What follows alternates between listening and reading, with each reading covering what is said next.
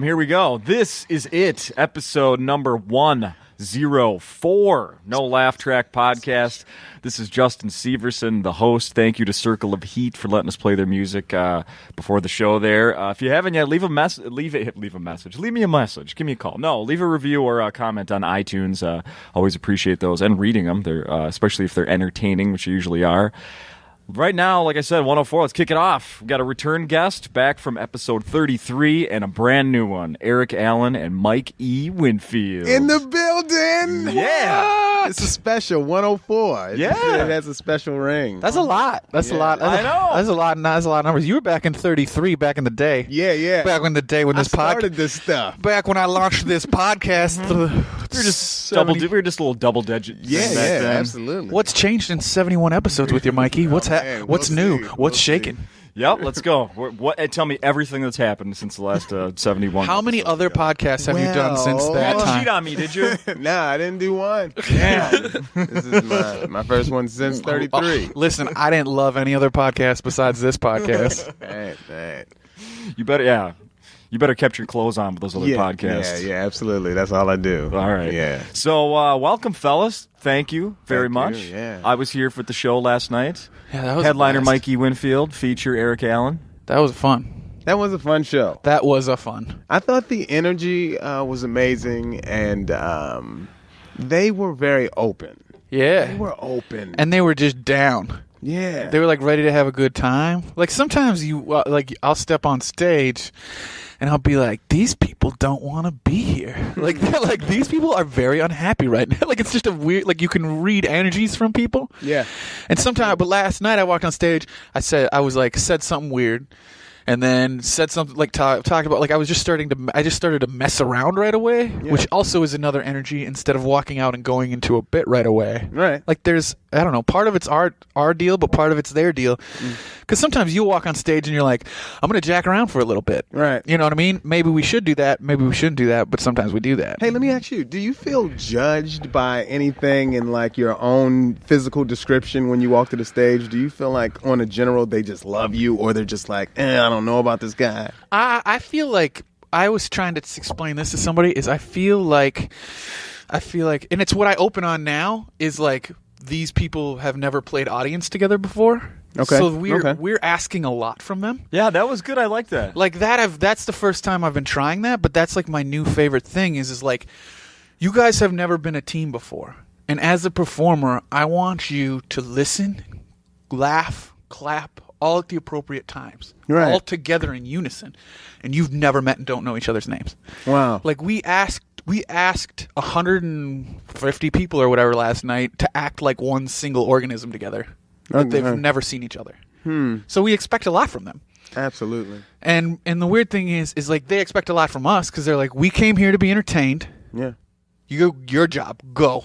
Yeah. And then also what emotion they bring to that, because sometimes you see people's faces when you walk out into the crowd, and they're smiling and they're happy and they're anticipating it like a present. But then other times you see people that are arms crossed, Right. and they're like, "You better be able to make me laugh." Like they challenge you. I feel like every time I come to the stage, they already like me. Like I feel like I've been, fortunate enough to look the way I look. So everyone, as soon as they see me, they're like, you know what? Things are going to be all right. Yeah. And I know they feel that way, but I think the only thing that's going to change that is being known. Right. I think the more familiar I get and the more that people know me, you get stuff to not know a person or not like a person. So there may be something that happens in an interview. Then you will have people that are like, man, what's up with dude? Yeah. I'm here to see him. I like, but what's up with but dude? that's also like like the idea of like reading people just off appearance. You know what I mean? Yeah. Like, even your attraction to other humans or whatever, where it's like you see something and you're like, I like that. But that's like a girl. Like you see a girl and you're like, that's hot. And then like I'll talk to a girl that I was attracted to. She'll say something dumb, and I'm like, you need to get away from me. Yeah. Like you know what I mean? Like that's weird. That's the world now. But in that's a way. But that's with us too. Like they see you. You're a relatable dude. Right. You know what I mean? Like you're happy. You're smiling all the right. time. You're very approachable to like from the naked eye. Yeah. But man, you get to know you, and you are not. No, I'm just kidding. dick. That's man. what we're here to talk about. ass. Hey man, I'm just glad my wife's not doing this podcast, man. Because That's funny because here she is. Hey, come on out. Oh man, nice. surprise. Yeah, I'm here because you didn't pick up your socks. Like, what would she complain about? Hey Like, man, I don't know if she would complain publicly yet. oh really? I think it has to go to a certain level of success where she's like, all right, now I'll get money from the book. Right. Like for but, now. But the funny thing is like you're worried about getting too much success because you know at some point your wife will publicly dog you. Yeah. Hey man, because there's only I can't get too successful or she's going to air out all my dirty laundry. As far as I know, there's only one person that hates me from time to time. Right.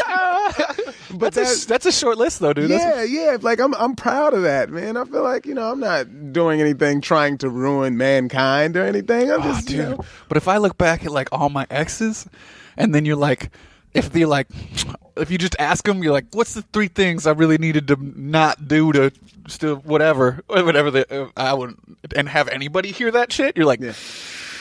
Oops, you know what I mean? Like, or even with a wife, like he don't do this, he doesn't do this. I don't like whatever. And then you look at the nitpicky things, like, Yeah. like you overall seem like a real good dude. So I don't think Yeah, you're like. but that's the problem, man. It is a facade to some extent. Yeah, man. yeah. I feel like I am, but I can't be the judge of that. Let me tell you something. I was here with my girlfriend last night. There were so many times. I don't know how you do it. If you just like figured it out by working crowd, like years and years of being in front of a crowd, or maybe you worked this with your wife or whatever. But my girlfriend, she was in love with you by the end of the night. You seem so sensitive, like you've got the sense of humor, but then you like are saying things like from a woman's perspective. When you were describing like love and Right. she's looking at me like see, or like the number on the drive home. Mike, she says to me, "I hope you learn something tonight." Oh my! Yeah, not kidding. That's like, not my intent. Like No. I want to be the guy that dudes are like. Yeah, well, let me tell you, she was like, you heard what he said about turning down sex. I was like, oh my God, if I've done it one time. You are ruining it for everybody, Yeah. Mikey. Oh Yeah. man! Uh-huh. Right. Well, you were up there like the spokesperson for women. Very interesting because I was telling another buddy recently that I feel like I want to hang out with a girl outside of my wife. This is never going to happen because I do want to understand from a woman's perspective how they view it because I don't know. I just know people laugh and I leave. Yeah. And I just know that's where it is. And I write everything based off of like personal experiences. So I'm talking from a real place, but you don't know. You just know they laughed and you left. Yeah. I mean, it appears, I don't know how it really is, it appears you have a really good relationship at home. Okay, like you got it good. figured out. I hope so. Yeah, like, I'm glad it looks like that. No, I don't and you want to can be. roll with the shit. I don't know. You might be full of it. I I'm don't know. so happy to hear that because I don't want to be the dude that's like, oh, he's one of those guys out of town that talk shit about his wife to try to get girls. No. Because, that's what has been the story of dudes on the roads forever. They talk crap about their own women in an effort to chase or to gain. Yeah. I just want to talk about what's going on and be real about it. Like, this is the stuff that's happening. So interesting. Thank true. you. That It's was even I'm hearing it from one, but that's enough for me. But then also the point where it's like, it would be nice if we could just survey everyone after and be like, so what do you feel about the overall experience of what you just saw? Like, laughter's great, and I want that, and that is good feedback. But then you're like, when I started talking about this stuff, you laughed, but was that like a fun laugh, or were you kind of bored and like everyone else laughed and then you laughed? We're such like Comedians are anal. We're anal and We we're really are. and we overthink everything so much. Everything. But then, but now even the type of laugh I get, like Yes, like before when we started out, you're like people are laughing, They made noise. people are laughing, yeah, like you're just geeked out, and then now No, you're that like, was a cough. That was yeah. But then now you're like, what style of laugh was that? Yeah. like what the hell? Like what's wrong with me? Because at this point, this is a comedy show, but it's not all about laughter. Sometimes it's reaction. Sometimes you're just trying to touch people Yeah. in a way that I had to get something off my chest. Or I like this is so narcissistic, but I like the strings of it. Like I like being able to push people down or slow the audience down to speed them up again, or push. You know what I mean? Like I like being able to realize that you can push other buttons than just the laugh button. Like there's things you can like. It's interesting. Like I have bits that I didn't do last night, but I will do that are like I get like sad like audible groans. Right. Like we're like, oh, like I'm hurting their heart. Wow, that's creepy a little bit. I know, weird, right? but then I that stuff I want to talk about that's me and that's real and that is emotional. And then I like being able to like, nope, don't do that. Here's why. And then spike them up on that emotional level. That's power, man. That's creepy. And the thing about it, because you're acknowledging that it's creepy, but I feel like that's great that you are, because that's like, you're like, yeah, I can control emotions. But it's not. I don't want to control the emotion. I just like the fact that I'm able to bring that out of you. Yeah, you know what I mean. Like I don't want to like. It's not like a symphony thing where I think I can just like, you know, like just hit like, okay, cry section, you go, and then now laugh section, you're up. Like I'm not gonna like wave a wand in front of them. Right. But I like knowing that I can say things where people can identify the feeling and emotion that I was having so quickly that they're just like, yeah, like you're like, oh, I did that, right? That's like an amazing movie will have you have a mixture of emotions, right? And then I also feel that like if this is gonna sound weird, but this is how much I've thought about this, is where it's like if every human, you and you, like us, all of us, we're at a very even zero level emotion. Like you're at a very even keel emotion, and that's what people come into the room with. So to get them from 0 to 5 or 10 to laugh, right, you're making them have an emotional jump. But now if I make them sad, they go from 0 level to like a -5 level. And then if you can jump them from laugh there, they're going to have more of a visceral reaction because they're making more emotional jumps because they have to go from sad to normal to laugh instead of normal to laugh. That is a profound deepness. Or I have a lot of free time to overthink this, and I love it. Right. Because the thought of that, what you just said, is almost remarkable. It's weird. It really is. It's weird, but it's like this. You just pretty much you did what I've heard works in the dating world to dudes. They say that what I'll do is I'll go shoot a chick down and make her feel horrible, so that when I tell her how cute she is or something she is it's later, a bigger emotional thing. She's like, oh my gosh, I like him, because she felt a sense of insecurity that you acknowledged. Right. But I don't want to make the audience feel insecure or bad. I want them to have maybe a emotional sad reaction to juxtapose the happy reaction to make the happy reaction seem even bigger. Yeah. Right. So it's not like I don't want my audience to be bummed out, and I don't want to tell them they could lose a few. Like, what am I going to do?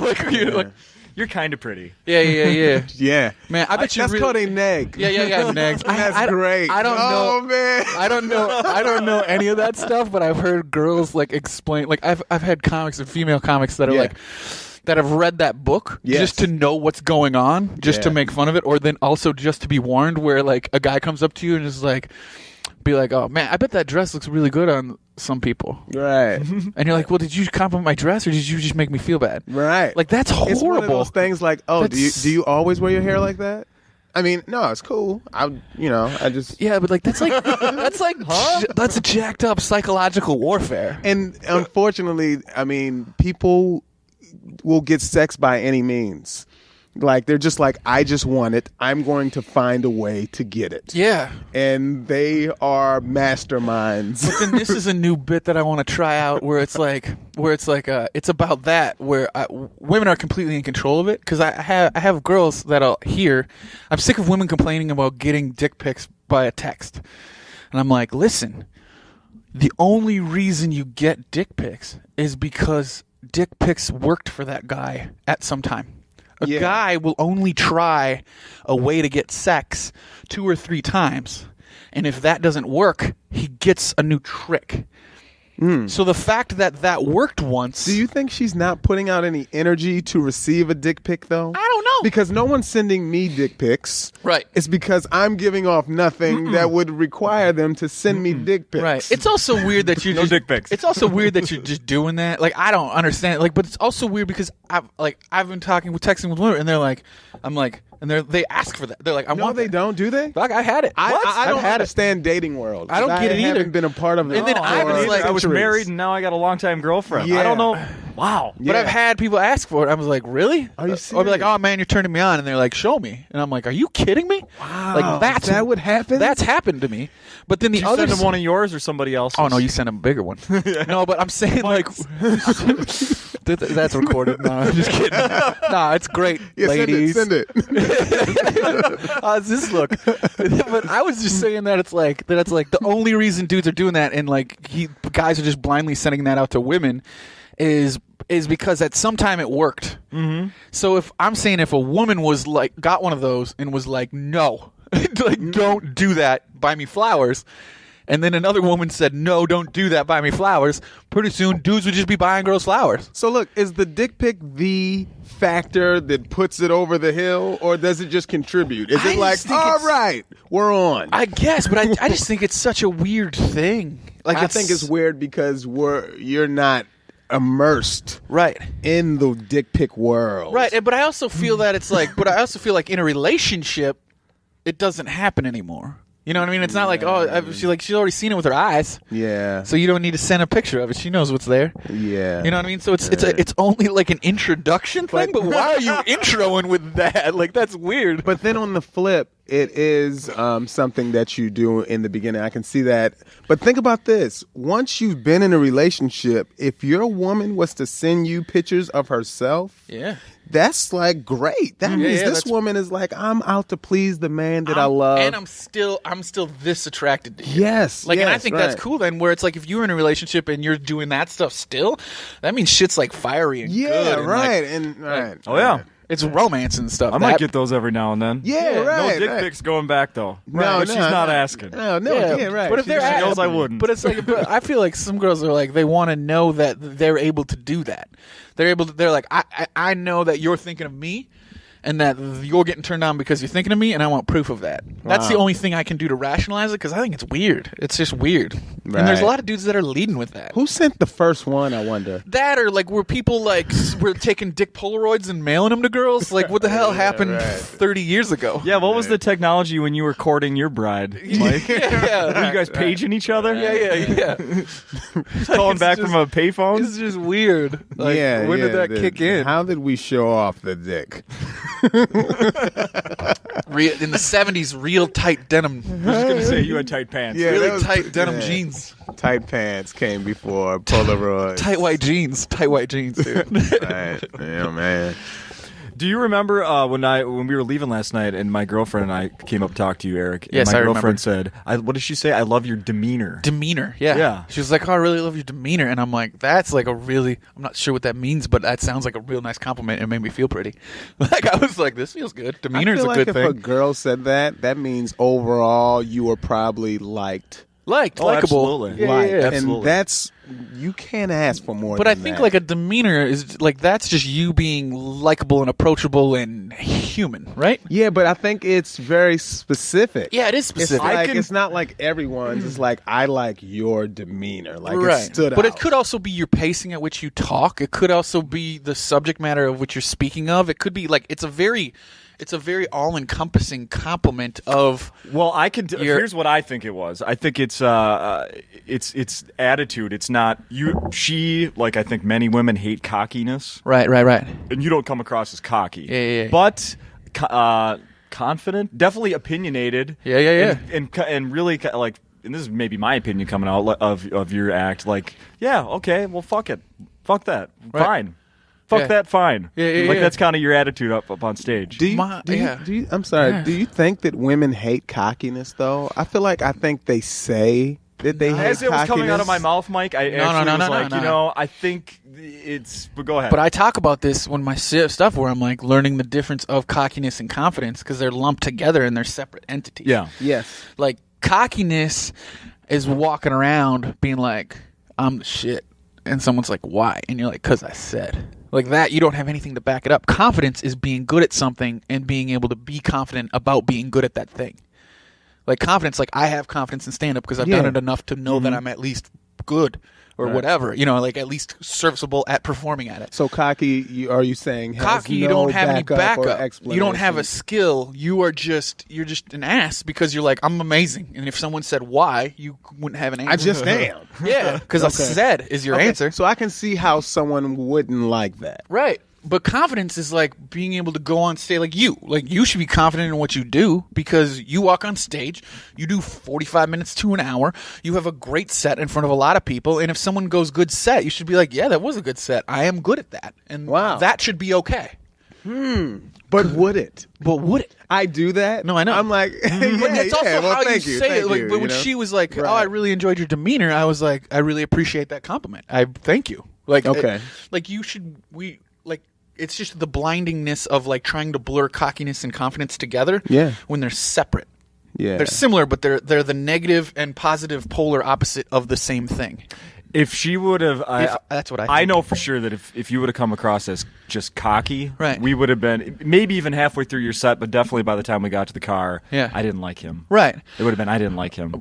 But I also have opinions, but I like being able to back that opinion up with nonsense or at least enough twisted logic to get people on my side. Where it's like a lot of the stuff I say is not correct, but I can make it sound correct. Nothing wrong with that. You know what I mean? Or it's like it's opinion I have, and I might be partially right. And Do opinions have to necessarily be correct? Opinion No, really that's is an just opinion. a thought you've had Yeah. that you believe in. Yeah, you're like, but like a lot of things I say when I'm just like, we don't need to listen to old people anymore. Some old people are dumb. That's not wrong. Some old people are dumb. Your age doesn't make you intelligent. Yeah. Like they shouldn't all be able to vote. Like it's just like stuff like that. I'm not saying old people shouldn't be able to vote. I'm saying old dumb people shouldn't be able to vote. You know, like so it's like I also like that where people are like, oh, you're not supposed to. Oh, I see what you mean. Like trying to curve. I enjoy that too. Yeah. like being for able sure. to curve people's opinion where they start out the gate and they're like, I don't like where this is. Never mind. Yeah, Turns out he's right. What I've learned, I think, in the last year about creating material is to have a point. Yeah. From piece to piece. If you have a point in what you're trying to say, you're going to intrigue people to Continue listening to politely. really listen. Yeah. And I think it's important in creating, and punchlines come around it. Yeah. If they're built around some substance that has a point involved. But then the other thing is that I feel like at a certain point in your career, you develop the ability to create funny. Like, if I gave you the word coffee cup, you could probably have 5 minutes on coffee cups tomorrow. Yeah. Because you know how to build funny. Funny's not the hard part. No. It's so really it's like, not the but hard then part. you get to a point where you're like, okay, I can build funny. Yeah. But now what do I really want to say? Exactly. And then how do I build funny around that? That is the feeling. Yeah. I think, But then also, like, I have to reset myself a lot because it's like I want to talk about all this. Like, I want to talk about history. I want to talk about my opinion. I want to talk about politics, and I want to talk about this like heavy-handed stuff, but make it still likable. Yeah. So I'm not sounding like an opinionated idiot. I'm sounding like I'm talking about stuff and still having fun. But I also have to remember that we are entertainers, and we do need people are paying to have a good time.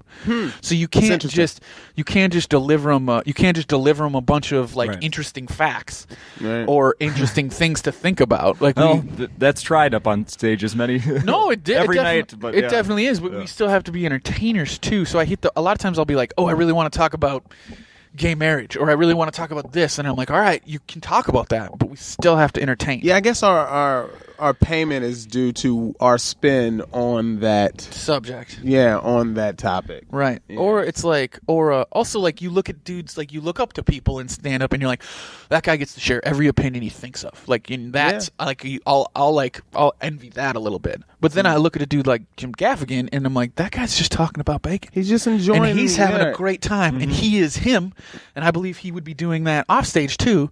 Right. You know what I mean? So it's like this balancing act of like, boils down to like, who am I and what would I be saying off stage? How can I heighten that on stage? Who comes to mind of people that can just say whatever comes to mind? Bill Burr, Yeah. Louis C.K., Rappers. rappers. That's my goal. There's a point in me that wants to live the life Lil of Wayne? a rapper. Yeah, absolutely. Lil Wayne, Yeah. rapper on stage, because I feel like they do. They will say anything they want, and they appear to be confident in what they're saying. Yeah. And on the flip, man, I have people here that are legitimately listening to me. So my goal is not to like hurt. I'm happy when people come and I get to make them laugh, but that's that part of me I'm talking about that I don't feel like I'm able to be myself completely yet. Right. Because I have family, Really? and I don't want to necessarily hurt my family sometimes on stuff that I say, and or getting back to people like that's weird though, where you're like here's opinions I have, and there's times I said it on stage last night where I'm like, I said that and I don't want my mom to hear that. Yeah. You know what I mean? Did say you. But Don't tell my mom about that. Don't tell my mom about Right. that joke. Right. And just opinions that we have about being able to we're compassionate people. Yeah. We have a conscience, for the most part. And you're like, I would hate to be the cause of anyone else's headache or heartache. Have either of you guys ever apologized to someone close to you because of something you said on stage? I have apologized to my wife constantly because of my lack of experience on stage. And what happens is I've always been doing jokes about my marriage and life.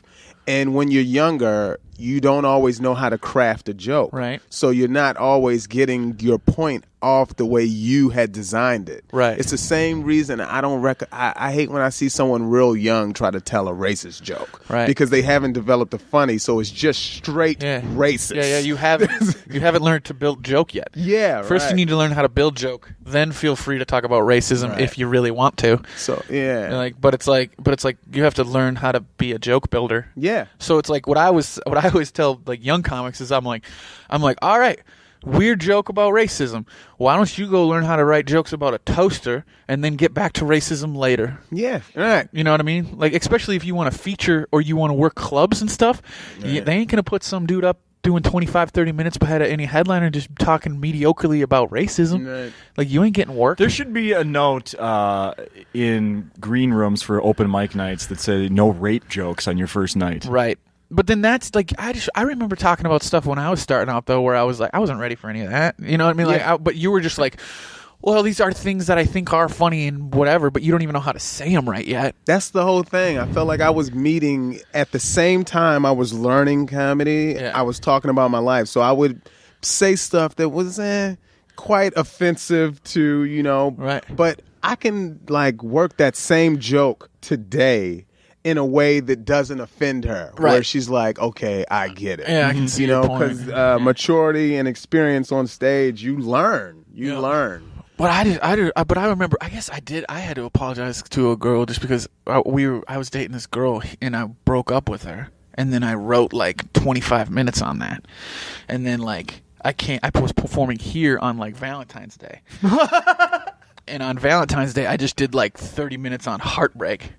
And I was like, that when it worked, it went really well. But then she got a hold of me. She's like, some of my friends want to come and see the show. Is it all right if I come? And I was like, yeah, it is. And then she watched 30 minutes about me dissecting her and our relationship in front of 200 people. Wow.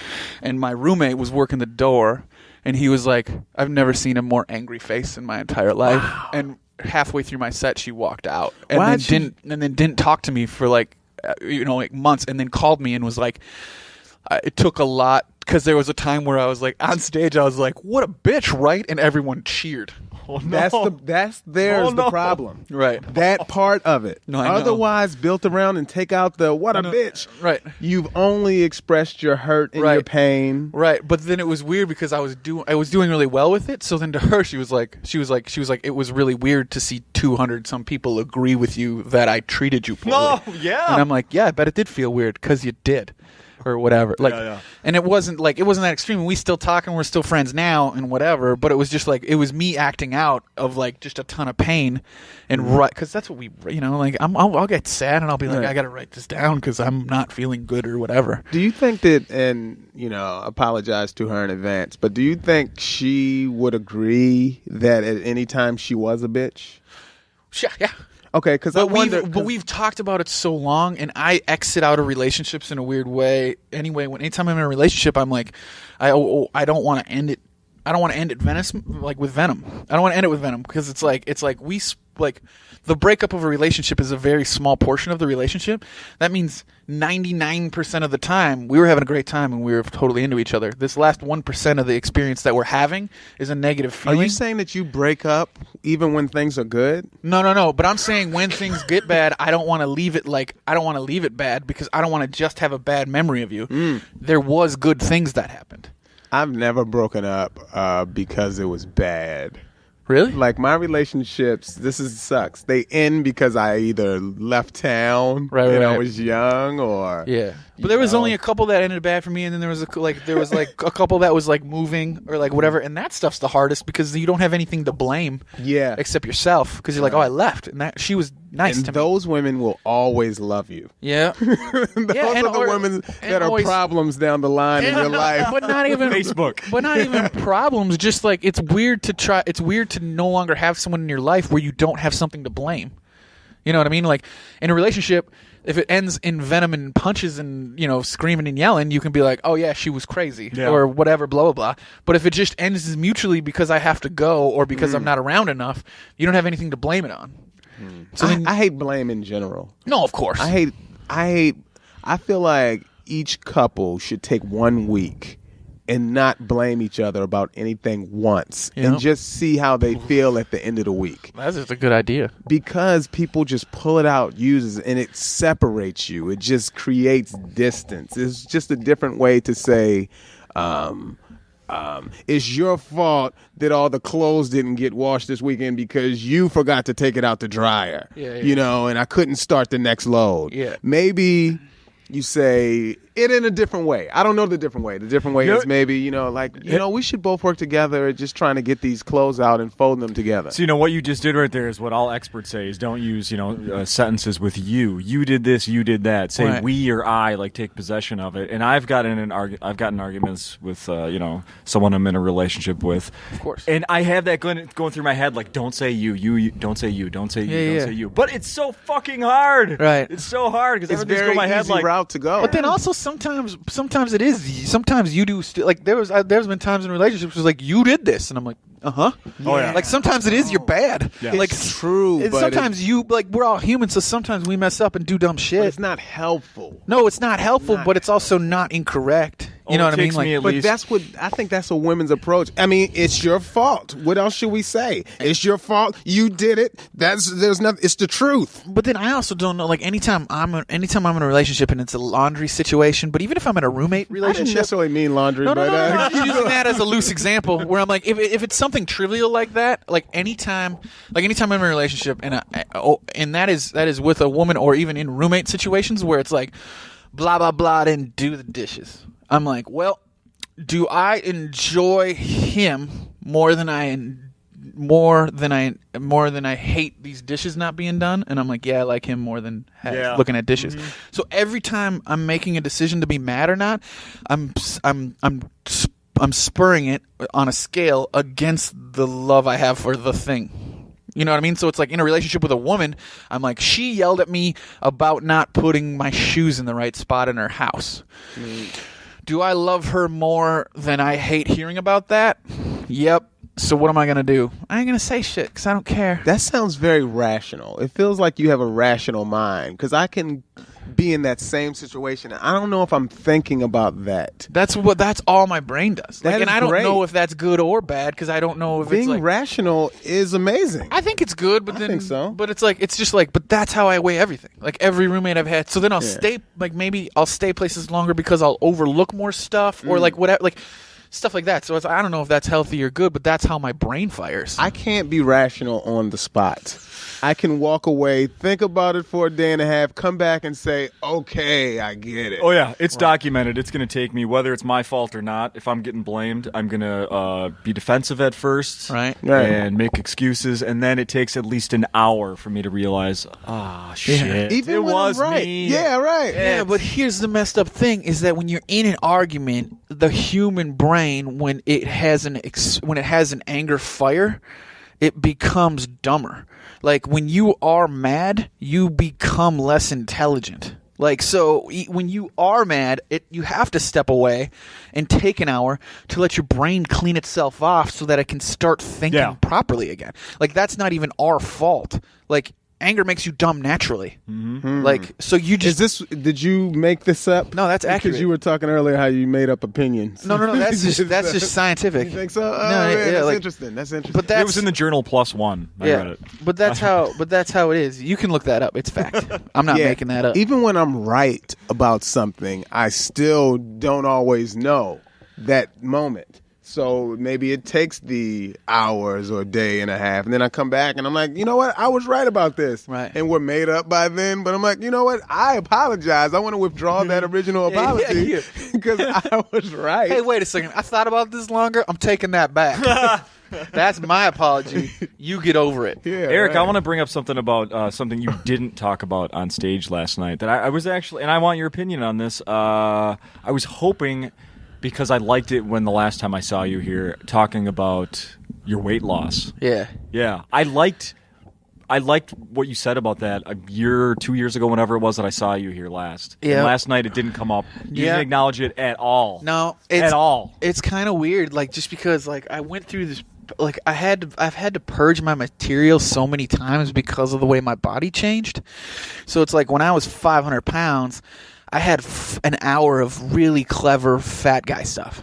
Then I lost that weight, and I lost all that. And then I have maybe 15 to 30 minutes on obesity, on being a fat guy, on what happens when you slim down, on like more having attention from women, or just being able to have women finally see me as a viable option, or whatever, like stuff like that. So I have a big hunk of stuff on it now, and then also like the aftermath of like what your body looks like when you lose 300 pounds, and now how I still don't have confidence in my appearance, even though I've lost the size of a person. Like, I have all that stuff, but I also have a lot of that stuff where it's like that bums people out sometimes. Like, I have good material about it, and it's a little weird, and it's super personal. Yeah, very personal. But I don't like to bring it out all the time.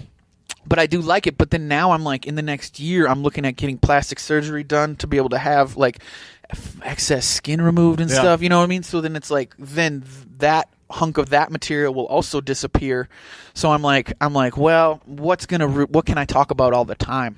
You know what I mean? Like, my appearance is changing so much until I finally level off and maybe learn how to control myself. That sounds like a positive, though. No, it's not a negative thing. Yeah, I'm happy to have that material disappear, to be able to know that I've had growth in my caring about myself, which should always have been there. And your constant creativity, because now you're like, all right, crap, I have to have new material that I can use. Yeah, that I can use that isn't parents, but then completely abased. And it's like, now it's like, it's like I got stuff about not having hair, and I got stuff about, you know what I mean? Like, we do approach our appearance out of the gate a lot of times. Yeah. You know what I mean? Like you I remember bits that you had, like your smile and your whatever. Like, you have things that you're like, that are heavy on your mind, that are like, when people see me, this is what people think. I felt like I had to walk out and acknowledge my afro. Yeah. And that was an opener at a certain point in the career, because they noticed. But then that tilted smile joke you got, that bit was just smoking, and that's from a few years ago, and I don't even know if you're doing that anymore, but I remember seeing that. Even last night, I got the hat on so people won't try and touch it. Perfect. Right. It was perfect. Just... Yeah. So it's like, we're just trying to, like, I walk on stage, and the reason I was doing bits like about weight and stuff like that is because, like, that's what I assumed people were, the negative things people were thinking of me, and I wanted to be like, I know what you're thinking this, I know what you're thinking that, I know what you're thinking then. I'm going to disarm all that and then move on to what I want to talk about, but really no one's probably thinking about you that much. Do you know the number one rule to many, myself included, in comedy is to state the obvious? So that means that once you walk out, if there's something you feel like they are going to notice first, you point it out. Yeah. So no one else has to point it out. Right. Like, all right, and then you move on. Right. But then I also felt like, when I first started comedy, I was 500 pounds, and it was like, you can't be a 500-pound dude and walk on stage and not talk about being 500 pounds. You mean just go into politics or something? Yeah, go into talking about whatever you want to talk about. They're going to be like, does this fat guy not know he's fat? Like, he's got to talk about that. You do have to address, which is funny in itself, though. You do have to address the obvious. That might be like like fourth wall funny, where like you're like talking about it after the show, like, yo, that dude went up the whole time and never mentioned he was 500 pounds. yeah. But that was like stuff. I was doing some of that where it was like, I feel like I need to address the fact Is he that wearing jogging shorts? Does he not know? This is weird. Does he have running shoes? That's fake. Because there's so many styles of comedy, man, and I love when like comedians take different approaches, and where you're like, this dude doesn't even know. He is clueless. But he's so zoned into what he does do. Yep. That he's just like, he's funny for what he's doing and for what he's not even, Yeah, not even touching. When did you guys meet?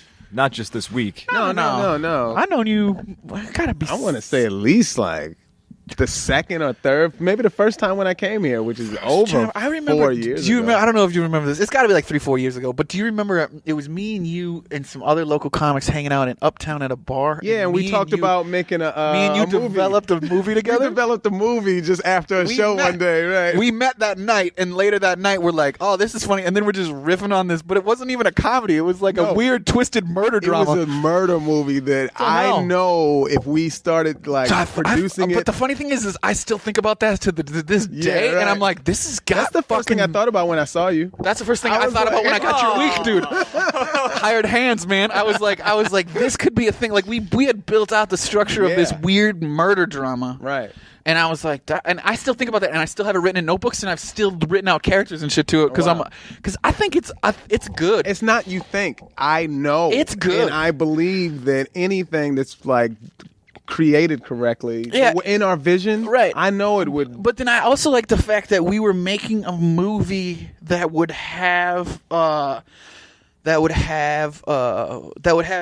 be ethnic centric leads. Like we were gonna have like South American or Latino, like right. Like it wasn't like me and you sat down and made a me and you movie. Yeah. Like we're like, no, this would be really just we didn't need Julia Roberts. Yeah. We're like, oh man, it would be really dope. I still think that's a damn good idea, dude.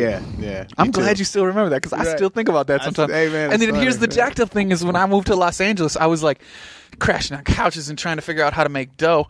So then I went and worked for my brother-in-law who flips houses and does that labor that we were talking about. Wow. And I worked with those dudes. Wow. And now I have a friend who's named Jorge, and he is the coolest dude in the world because his family lives in Guatemala, and he sneaks up here to make $600-800 a week sleeping on couches and then mailing hundreds of dollars back home. That's only going to help with the movie for you to have the inside track of it. Like I sat down, we would eat burritos for lunch, and I'm like, tell me how you got here.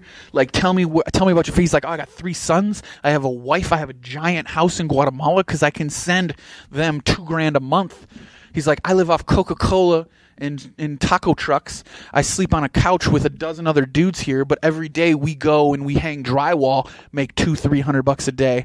And he's like, so that $1,500 a week or I can send 1,000 home. He's like, he can send $3,000 a month, $4,000 a month back home, where $3 or $4,000 is $1 million. Wow. And I'm like, this dude is a baller. And he was like, I'd do anything for my family. He's like, I'm like, do you get people to hire to help you come over? He's like, never pay coyotes. He's like, do it on your own. He's like, you just gotta be willing to walk a lot. And I'm like, shit, like that. And then I listen to him and I think about that when I'm bitching about stuff. You know what I mean? You know, culture. There's no AC in this hotel. Oh, that guy walked across the desert in the middle of the night to go. Wi-Fi isn't picking up. My Wi-Fi ain't working. And I'm like, that dude walked across the desert to go get thousands of dollars for his family, you big ass. Yeah, man. You know, culture, man, is it's very different from culture to culture. You know? Yeah. You know, we're so ungrateful, dude. Well, you guys both live in the good life in California. I do. It's nice. It's nice. It's good. If I really boil it down, like, I complain about stuff like anybody, but then I have to hit the reset button and be like, oh, no, never mind. I don't ever complain. The only thing I look at, like, I complain a little bit about, so, like, you get aggravated about little stuff, but I'm quick on the reset. Like, I'm quick on the, oh yeah, never mind, this ain't a real problem, you know? If I look at the things that make me upset, I get upset because my dreams don't come true fast enough. Do you have any idea how pompous that is? You know what I mean? Like, people are, like, worried about where they're getting food, where they're going to sleep, and I'm like, the dreams I have when I sleep don't come true in real life. Like, that's pathetic. I think my problem personally is I'm not balanced emotionally. No, I'm very I understand cold. So I don't have like extremities when it comes to emotions. And that's what my wife talks about. It's like I'm finding stuff to hate so I can talk about it. Yeah, but you're level on stage. Like it means you're level. You're not letting anything get to you too much. Is that bad? You know what? I don't want to knock it. But it does seem weird when you have a woman that's like ready to cry on your shoulder and you're just like, yeah. Right. I've seen people feel how you're feeling. Yeah, I know, right? And, I saw this once. I saw this in a movie. I'm supposed to hug you. Yeah, right. And I want to be there for people. But I feel like that about for big stuff, like when people are actually having an emotion that is justified, something horrible happened, I'm fine with being them on that. But there's so many people having such heightened aggressive emotions about such small things that I just get dismissive, where I'm like, I don't know if you noticed this, but you've been yelling for the last 10 minutes about an ant or whatever. Yeah. Like, I got a spider in my kitchen. Like, I'll see my roommate scream at the top of his lungs about a spider in the kitchen, and I'm like, dude, you can just step on it and make this conversation done. Maybe because of my I'm just not a fan of emotions. I don't like decisions being made on emotions, because you can feel one way and then relax, cool down, and then you can feel a complete different way minutes later. Yeah, I like emotions. I like emotions, but I don't like unjustified emotions. Like I don't like big emotions about trivial things. You know what I mean? Like I like if you're having a high level emotion about some real important shit, I'm gonna respect that. But if you're having a really high level, like people that get I've seen people get crazy red-faced mad at restaurants because it's taken too long, because that's not a justified emotion. Like, take a breath. In someone's world, that is right. That's what's crazy. And there's a whole bunch of people that if that person, let's just say that person was a comedian, they go on stage, there's about half the room that's going to be like, man, I feel this dude. Yeah, I hate when they take long. What are they doing? All they got to do is make food. Why is it taking long if that's all you they have knew to we do? were coming. You got seats here for 50. How are you not ready for 50? Do you not have a menu? Have you not made this before? Is this your first crack at a hamburger? Hurry up! I can tell you what can happen. We went to a restaurant once it was like Mother's Day, I think. We were taking my parents. Well, my mom. My parents were there. And the line was out the door. Finally, we got in, and the line's just not moving. The only reason we moved out is because people were leaving. Yep. And we get in there, it's like, what in the fuck? Like the same thing. Like, did they not? Is the cook dead or something? Yeah. What's going on? Seconds later, the ambulance pulls up. The cook had a heart attack. Oh, man. Oh, now we all feel like dicks. Right. Yeah. So the weird thing is that you're having this heightened emotion. How was the tri-tip? But you're having this heightened emotion without all the information. Yeah. And then once you get the information, you're like, oh, yeah, someone might be dying. Me having to wait 45 minutes to eat some ham doesn't fucking matter. I don't think that emotion comes upon that average person. I think that's someone who's above level rational. Yeah, because I think I'm everyone else stays mad, and then now it trickles into the next thing. The waiter does something, and like they didn't even offer us water because they're mad from the first thing. Yeah, and then it just keeps bubbling and it keeps going. Like I always can overanalyze it, and I like everything. I overanalyze everything, so I can always find a rational possible reason why this is slowed down or why it doesn't matter. That's a gift. You know what I mean? Like, it doesn't matter. Like, what are we gonna do? Spend 30 extra minutes in this restaurant? I can't lay on the couch for that 30 minutes. I can't watch a documentary on Netflix. I ain't doing dick anyway.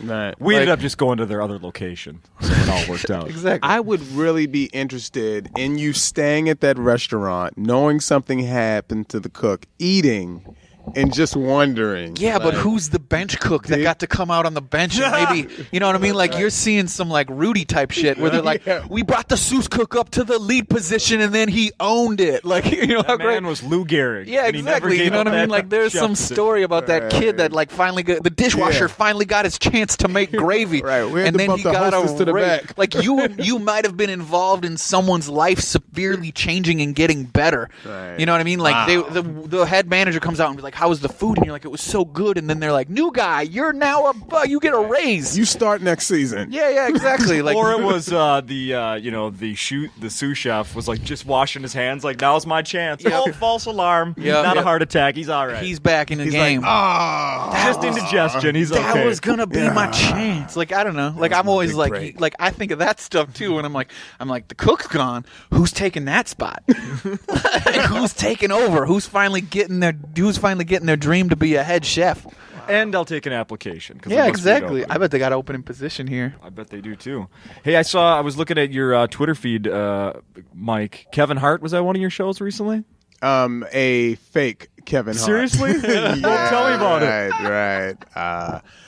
During the show, I was like, that guy looks familiar, but there's no way. Right. And that's all it was. So I did my entire show. I had a great show. I enjoyed it. And then afterwards, we took a picture with him and his girl. And I'm like, here's my opportunity to crop out his girl.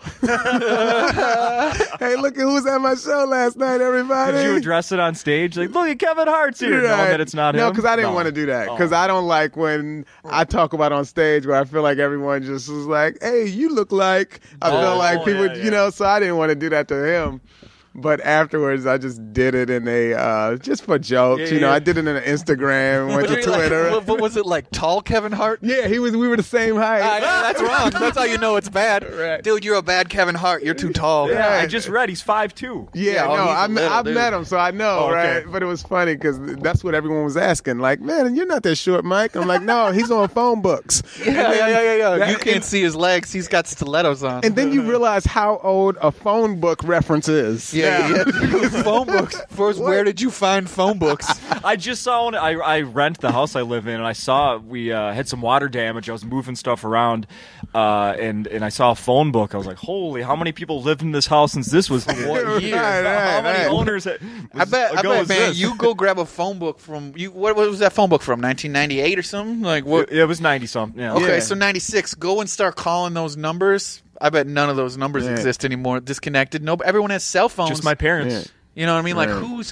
who's in a phone book? They're only for standing on and for kids to sit on to be able to see the top of the table. Yeah, I remember delivering phone books as a job. You had that?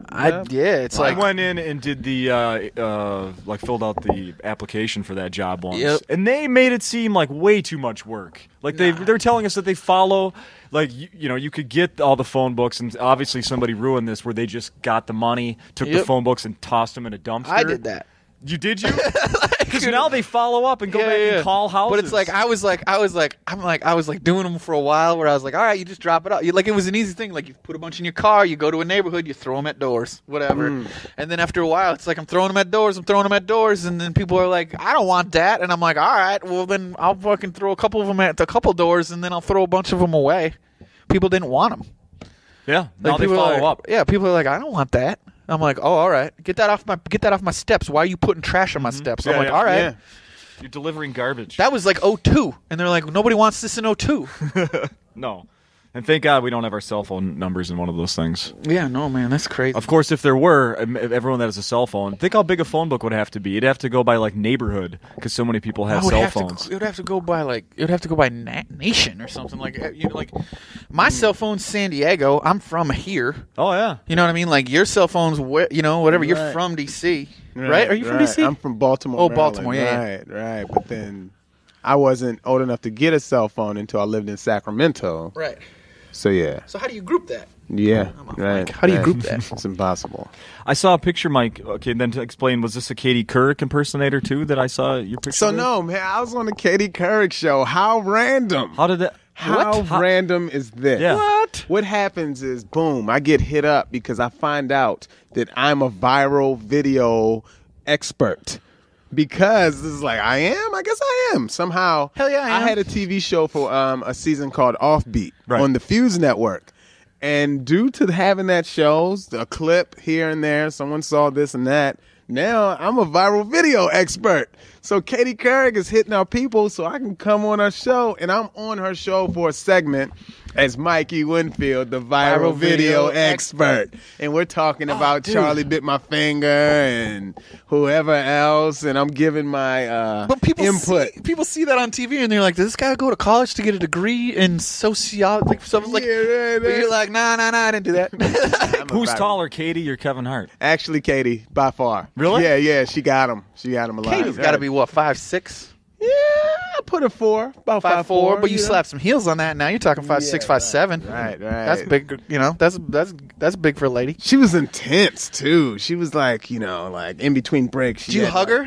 I believe I did. Yes, I hug did. her. Right, I'm gonna give her a hug. She's very intense, and Like, you need to settle the hell down. yeah, I was kind of like, okay, I'll just say this stuff. And, settle down. We're just talking about viral videos, Kay. Yeah, right. Come on, Kay, chill out. It was heavy duty, but yeah, man, you just never know. Katie Couric. I knew that I was going to be on that show literally like a day and a half, 2 days before it actually happened. I'm like, man, You're like, you got 30 hours to prepare to sit down with the K Monster? That's crazy. right? Anything. Think of the people she's interviewed, dude. Like, she's had some heavy hitting journalistic shit. Like, right.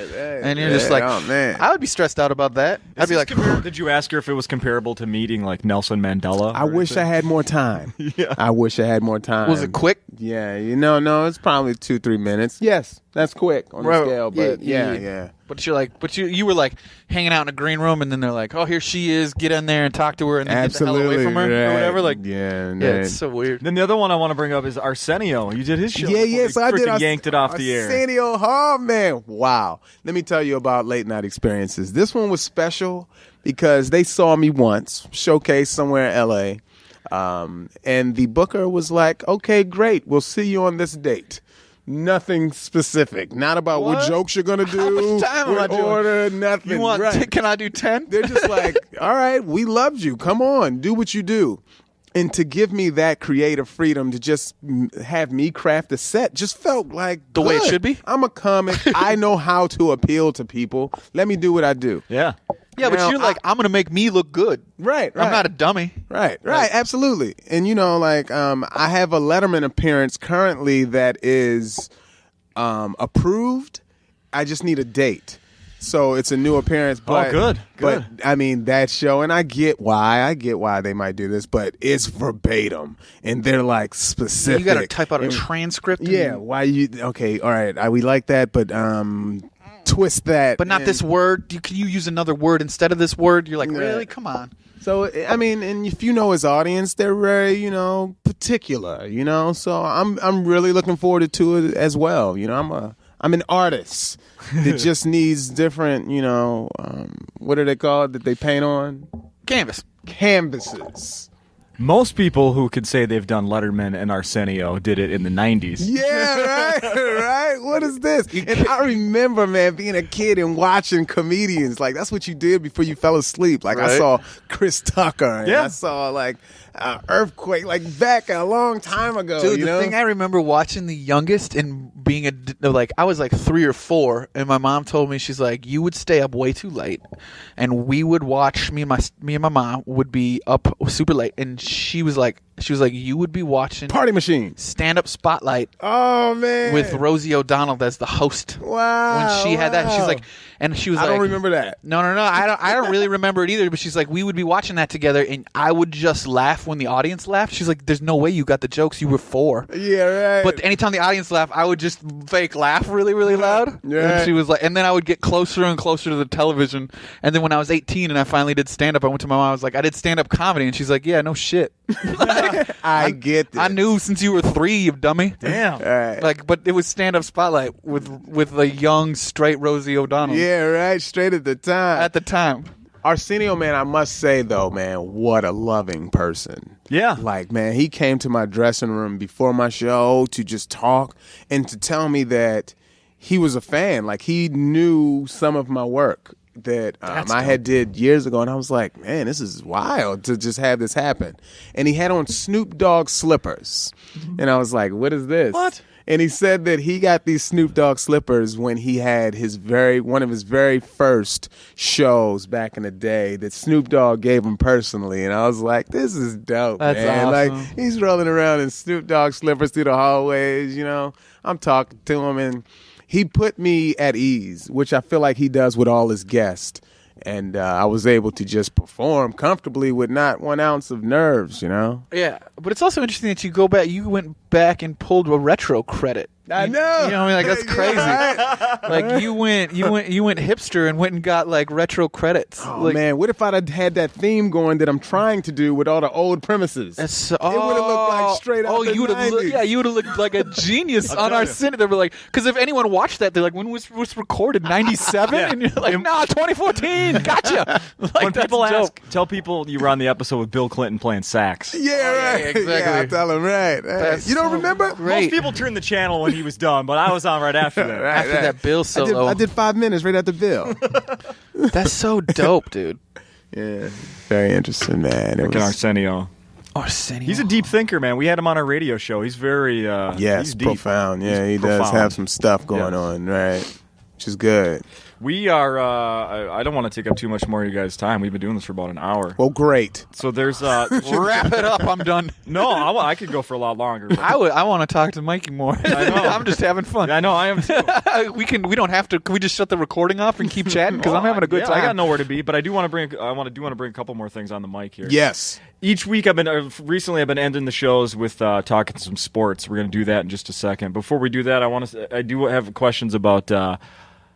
You're selling a T-shirt after shows. Yeah, I sell a T-shirt, man, and my brother is my artist. Okay. So through the course of time, we've developed all these shirts, and recently, it's kind of just me. It's just the face. Mm-hmm. But more importantly, is what the face says underneath. It says, "You don't stir the cake mix if you ain't stole the bowl," and everyone's listening like, "Oh yeah," but then people are like, I've never heard that. That don't make any sense. Because it's one of those things. I paint this picture on stage, and it kind of feels like, have I? No, have I? And it's just, man, it's just comedy, and it shows me that we as artists can create anything. Yep. And and show it.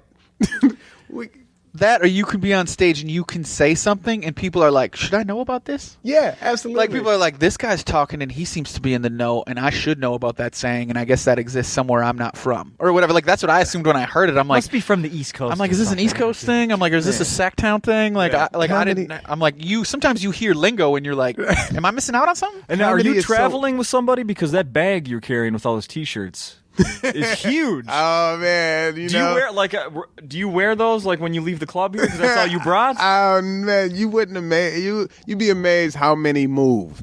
I sell so many of those crazy shirts, man, and people every time they buy them, I'm still in awe. Like, they just bought a shirt with my face on it. Like, that speaks so many volumes that people are just like, man, I feel an attraction to support this guy. I want a piece of some you. way.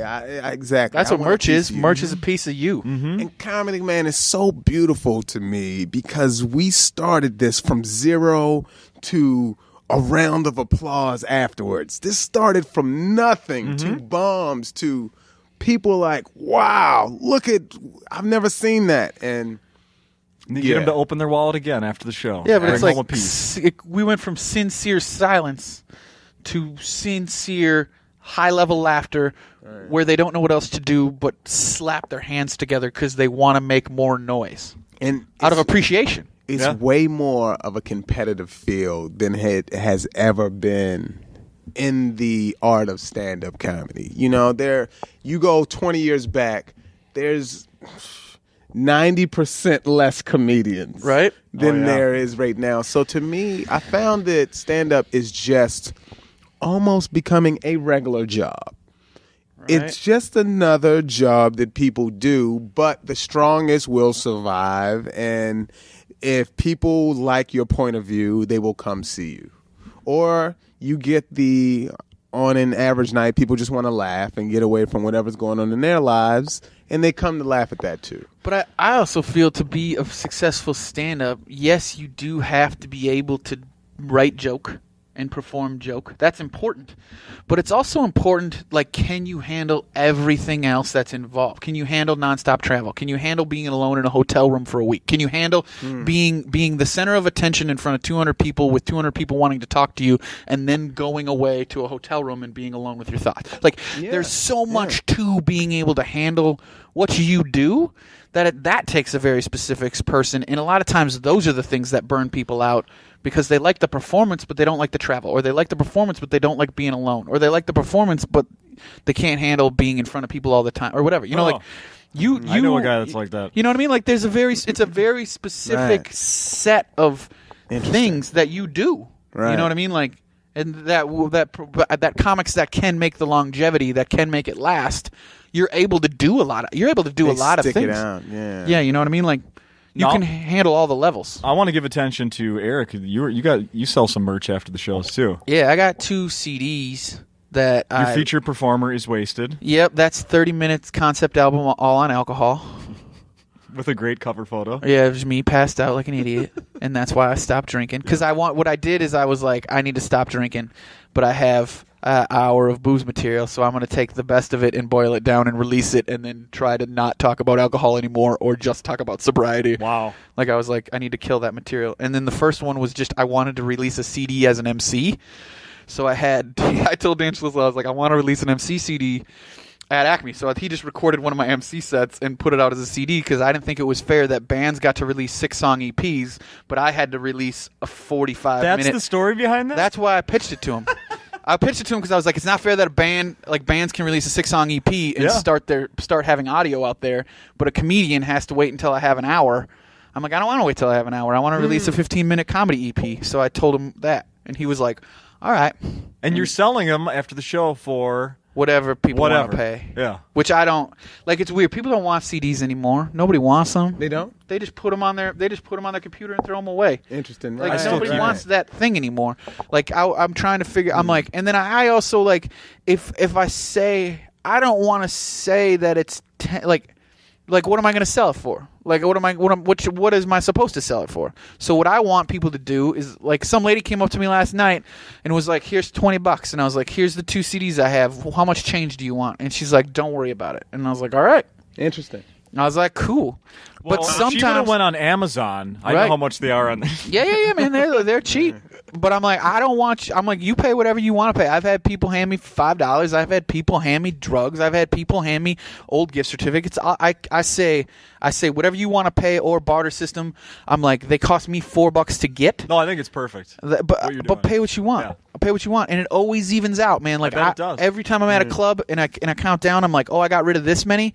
It's always like, oh, I sold them for $8 a piece. Oh, I sold them for $7 a piece. Right. People are mostly decent. Yeah. You know what I mean? Well, like, they're doing it to your face. Yeah. Then they're dealing with you in a human interaction, and it's also fun to get weird shit. I've had people give me hoodies off their back. I've had people give me painkillers. I've had people give me Starbucks gift cards. I've had people give me, like, I like that too. Yeah. Because that's more fun. I'm tired of running, and this is a big statement, because I like that you're selling your CD, and you did that because you had to take the step to do it. The reason I have sold T-shirts over all these years, I've sold a shit ton of T-shirts, right, dude. but I'm saying because I did that just because I didn't want to make my CD yet. Right. So now I feel like it has to be time, and I just have to do it. Yeah. Like, I'm sitting on a well of content. You don't have an album?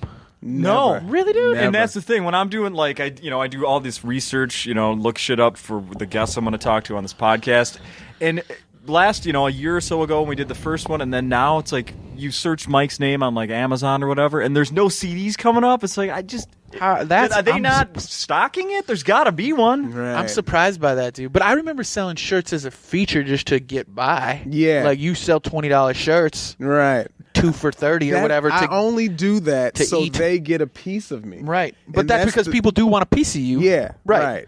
Because, I mean, right now, like if I put a CD out now, I feel like I could put another one out. And I feel like I could keep producing it with how much material I have right now, and I just have to do it. But it's fun. But we'll talk about that more, just because I got some things that I've been thinking about really hard that might be interesting, because CDs are dying. But I mean, but CD as in the physical CD, yes, but not the content of having it, not at all. Right. We'll talk about that more. Okay, great. I like it. And just for the record, I still buy CDs and immediately upload it to my computer. Yep. But that's because you want to support that person. Mm-hmm. But then how can I give you that digital information, but in a fun way where you're not going to throw that thing away? Who cares if they throw it away if they have the content, though? It's true. Because they still have you. Yep. All right, we'll talk about it. Yes. I want to get your guys' opinions on this thing, and then we're going to wrap things up here. Talk a little sports here, and I see if you guys have stories connected to this. You guys baseball fans at all? Yeah. Yes. Yeah. There's a baseball player named Brandon Phillips. I know that name. For the Cincinnati Reds. He's the fastest. No, he's not the fastest guy. Keep going. Well, like a week or so ago, they were playing in in Pittsburgh, and there was some sort of delay. And anyways, like Phillips was getting heckled nonstop. Like the crowd emptied out, most of them because of this long rain delay. So by the time like they resume playing, there's 50 people in the stands. So what does that mean? The players can hear everything that's being shouted at them. So some guy was giving this Brandon Phillips a hard time. And at the end of the game, he tossed up a baseball to this guy, and he wrote on it, it says, "Dear drunk guy, thank you for all the love and support. Now take this ball and shut the F up. Yours truly, Brandon Phillips." I love that guy. Yeah? I didn't know that story, but I thought Brandon Phillips was an actor that died of heroin. Philip Seymour Hoffman. There we go. Yep. That's a different dude. He's an amazing actor. Oh, man. Have you seen the movie that he's with Ethan Hawke? Yeah, and it's called The Devil Something Something. It's on Netflix now. All the movies that amazing. Is the bomb. So Brandon he was on drugs in that movie. Yeah, I know. He was just dropping bombs, being a pro on heroin. Oh man, baller. The Brandon Phillips thing is like I like the honesty of that. Like, hey, dude, I am a person. I got good at baseball. You talking shit to me hurts my feelings. Sorry, I have feelings. Here's a baseball. Go fuck yourself. Like. Mm-hmm. I like that. I like that level of honesty because a lot of times baseball players, everyone's an animal. Like everyone's screaming down at you. Like I remember back in the day at the Metrodome when Knobloch came back when he got traded to the Yankees, people were throwing batteries at him. Hot dogs. It was and dollar dog night. They were throwing dogs at him. Hot dogs at him. People were throwing. But I remember hearing people throwing batteries at players. Yeah. Like batteries. Like that's a person. Mm-hmm. And just because they got good at baseball doesn't mean that's not going to hurt their feelings. Yeah. Like I like that. Man, about this, I hate the disconnect. I hate that because the stand separates the field, people feel like they can do and say anything. Mm-hmm. But that's the position. I feel for entertainers, I feel like we put ourselves in that position. But as an athlete, a pro athlete, they were just good at something they did as a kid, and now they're on these higher platforms. And I just feel like it's unfortunate that they have, that's the real world. But I also feel like we open ourselves up to it where we're talking at them. So the fact that we're talking at you and we might ask you a question might get you to start talking, where then we might have spurned you to talk. But you yelling evil things at a baseball player, he's never said anything to you. Yeah. So why are you interested in having a one-sided conversation with that guy? I feel like that way with a bunch of athletes, like they're under this eye, but they have to understand that you just can't do certain things unless you're just going to welcome the criticism. You can't go sleep with every woman and have all these babies, or people are going to talk about it. If you're going to be fine with them talking about it, then so be it. Do your own thing, yeah. You know?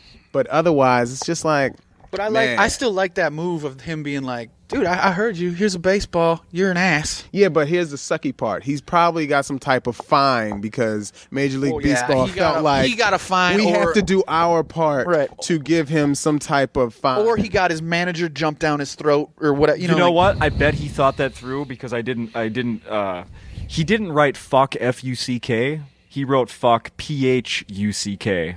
I like that. So I wonder if that was like, hey, I'm going to work my way around this. I might be a role model. I'm still going to say what I want to say, but I'm going to drop a PH on it to soften up and do a PG to F you. Yeah. Right. PG-13 F That's you. great, man. I mean that shows you this is someone who didn't just act out of anger, that like, he thought about it before. It got him angry, and he went, all right, how can I handle this in a very professional manner? Yeah. Or a semi-professional manner, or in a more professional manner. I like that guy. I don't know who that dude is for sure, but I like that guy. Does it?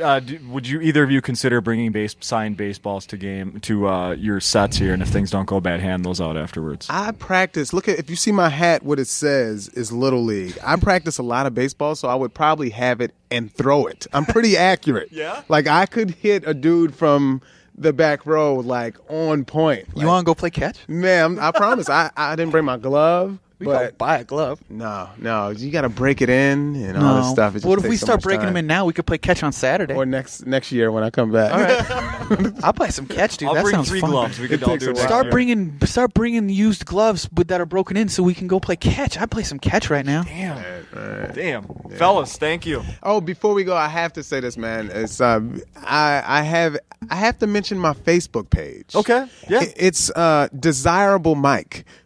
Desirable Mike. And I have to mention it because I know you have the people who listen, and I just want to know who listen. It's basic, that simple thing, like you were saying earlier about people leaving comments. So that's my Facebook. Well, I also said that about you last night. You're savvy, dude. I like it.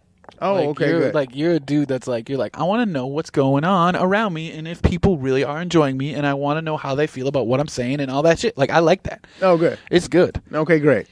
I'm glad. Okay, Desirable Mike, Facebook, right? Yes. Twitter. Mike E. Winfield. Yep. Or BigAssTeeth.com will get you to all of that. That's great.